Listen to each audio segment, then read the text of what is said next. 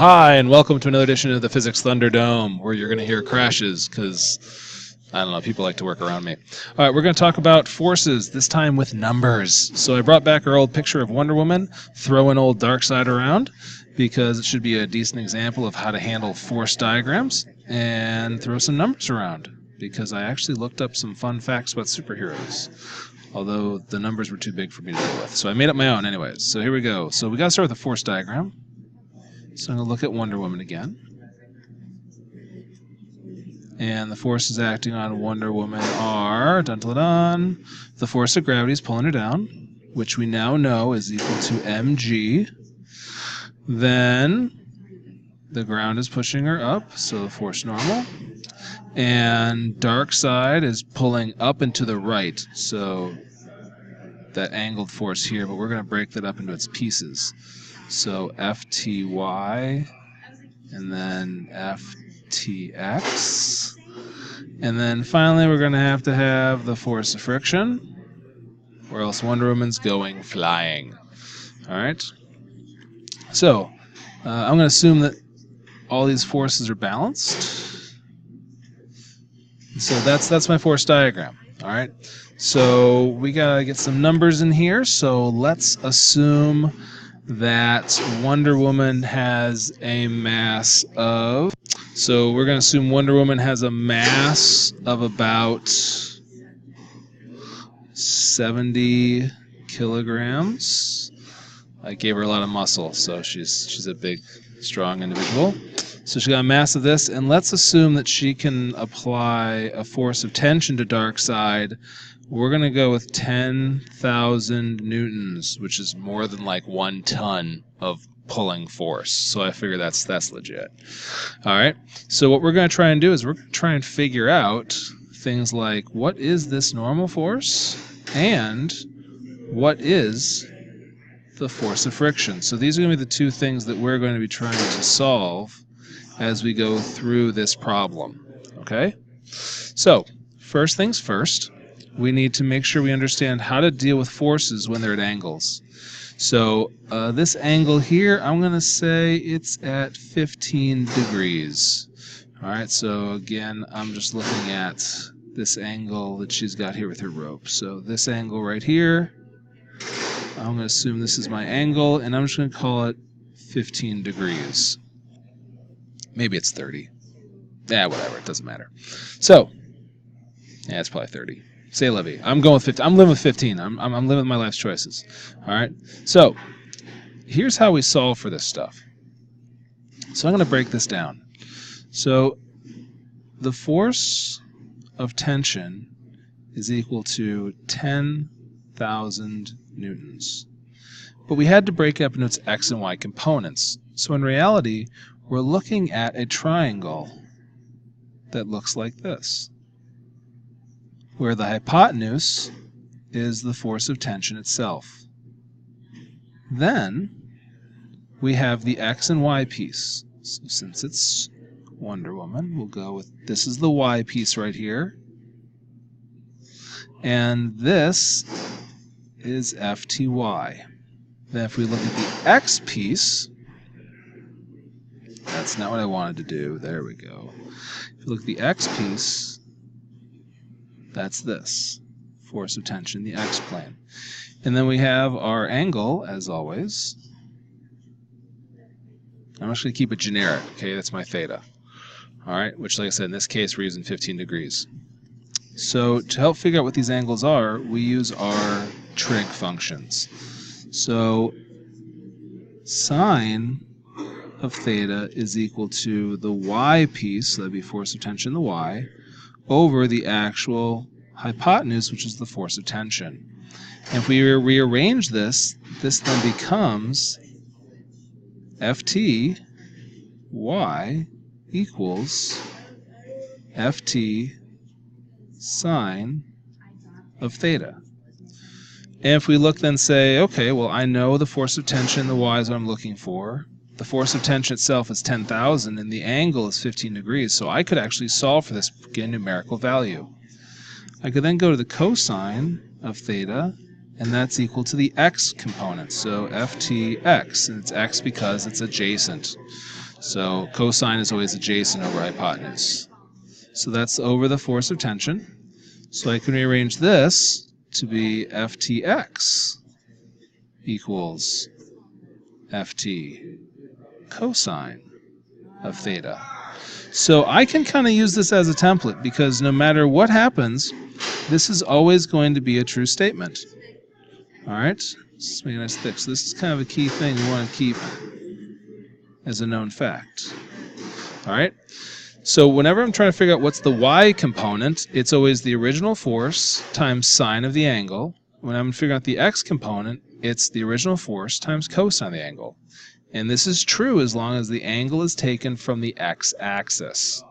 So I honestly have this memorized. This is something that I would recommend looking into doing that for. All right, so I'm going to leave it off to the side, and then over here, I'm going to start with my net force equations. So let's just start in the x-plane, because that's kind of the simplest, the most straightforward. All right, so we'll start in the x-plane. Get my pencil out. So since the forces are balanced, when we write our net force equation, when we add up all the forces in the x-plane, they're going to equal 0 because they're balanced. So you're going to have a positive plus a negative, and then since they're balanced, we have to have constant velocity. Everything will always balance out. So now this just says add up all the forces you see in the x-plane and set them equal to 0. So I've got two forces, and I'm just going to write this a specific way just to prove a point. So force of friction's here, so I'm going to add that. But we got to remember, direction's important, so this is heading in the negative direction, so I'm just going to put a little negative force of friction, plus the force of tension in the x-plane. And those are my only two forces, so I'll add those together, they'll equal 0. So negative force of friction plus, well, this is Ftx. So I don't know Ftx, but I do know the original force itself was 10,000. What is my computer doing? It's trying to think for me. Why are you thinking? It's gonna die. My computer's gonna die. Did not die. Okay, did not die. So we're back on track. Okay. So the force of tension right here is 10,000. So I can use that along with this information to kind of replace Ftx, because Ftx is going to be Ft cosine of my angle. So then I've got Ft cosine of my angle, that equals 0.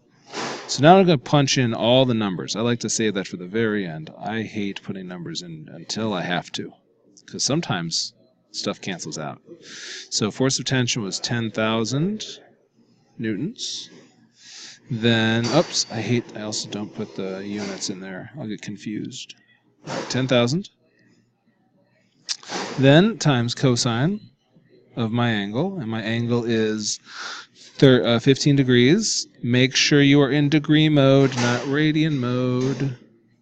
And so now if you look, the only variable we have left is the force of friction. So I can calculate the force of friction is equal to 9,659.3 newtons. We'll just go there. So that's what the force of friction is. All right, so I did that. Now, I also want to know what is the normal force that is acting on her up here. All right, I also want to know what's this normal force. Well, to do that, I got to look in the y-plane. Okay, so before I looked in the x-plane, now I'm going to look in the y-plane.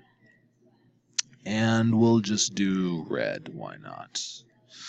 Go Wonder Woman. White is the backdrop, so there's our thing. So I'm going to go sum the forces in the y-plane, set that equal to 0, because again, they're balanced.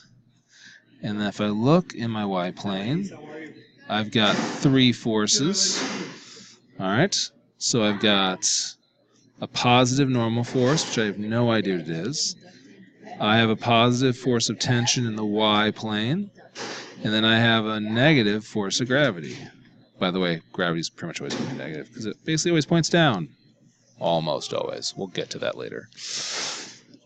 And so then, I'm just going to start replacing stuff. And again, I see I've got Fty, but I can replace Fty with force of tension times sine of theta. So Fn plus force of tension times sine of my angle. minus force of gravity. Well, we have an equation for force of gravity. It is mg. So I can do that. And then, now I'm just going to throw all my numbers in where they belong. So I don't know what the normal force is. The force of tension is still 10,000. Sine, well, this time my angle is still 15 degrees. Same angle. Minus my mass, I said she was 70, times 9.8 equals 0. So I can solve for the normal force. That normal force is equal to... This is where I totally forget about the reality suspension you have to do when you're doing physics problems with superheroes. Because if you go through the math, you end up getting a normal force of negative 1902 newtons. And so now I almost want to go back and just figure out exactly how heavy would Wonder Woman have to physically be in order to apply this type of force and not fly up herself. Because basically what you do is you see it's got a negative sign here. And so what that means is that my normal force is not pointing up, it's pointing... That's right, folks. It's actually pointing down. So that would mean that she would need to be in a shoulder harness or something like that to actually do this. Which is, it's a very real thing. If you ever gone to the weight room and you've done a lat pull down, it's like the lat bar, so you can lack your knees and stuff like that under. So when you pull down, you don't go flying up. So here she would be applying more force than her body weight could actually sustain. But that's besides the point. Fundamentally, this is how you would solve the problem, and this is why you go wait, and they can't actually do what they just did, but I guess they did it because they're superheroes, and physics doesn't fully apply to them. And so it's strange that I'm a physics teacher, and I love my comic books, even though they're so horribly, horribly lying all the time. But that's how you go through these problems. Okay, so first thing, recap, we broke up our angled forces into their components.